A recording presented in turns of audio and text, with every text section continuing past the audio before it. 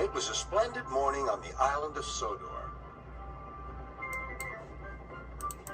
James was feeling very pleased with himself. His red paint gleamed in the sunshine as he sped along the line. He reached the junction just as Percy puffed in with some freight cars.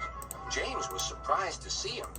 What are you doing here, Percy? You should be at the station by now. I know, sighed Percy. These cars have been troublesome all morning. That's no excuse, Percy. Nothing should stop us. Sir Topham Hatt relies on us to be on time. Now, if you'll excuse me, I'll be on my way. And James puffed importantly away.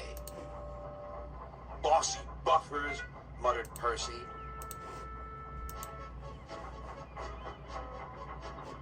James arrived at the harbor.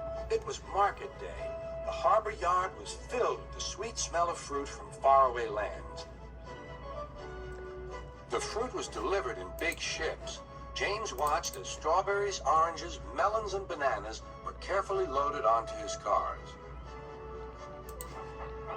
Then he set off for the station on the main line.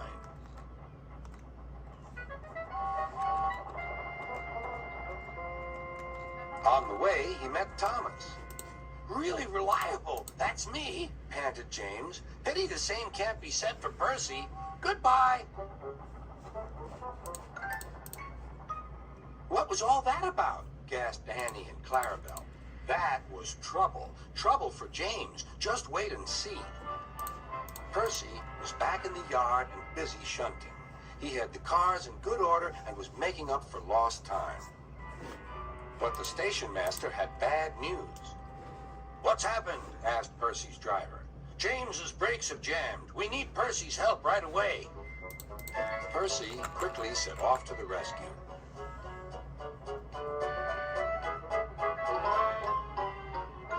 James was stuck on the line and looking glum. Percy couldn't help laughing. Got yourself in a bit of a jam, eh, James? A sticky situation? Be quiet. It's not funny having jammed brakes. And not very reliable either. I'm surprised you let it happen, James. Nothing should stop us engines. That's enough, Percy, said the driver. Can you push these cars? Of course I can. There's no time to lose. James has done too much of that already. James angrily hissed steam as Percy was coupled to the cars. Off we go, said Percy. I'll have to go fast to get there in time. Those big engines are so unreliable. Be careful, Percy, called his driver, but Percy was in a hurry.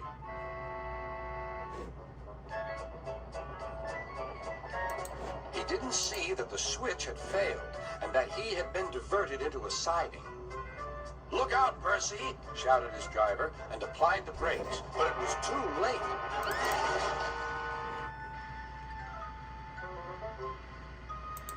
The driver and fireman had jumped clear, but squashed fruit squirted all over Percy.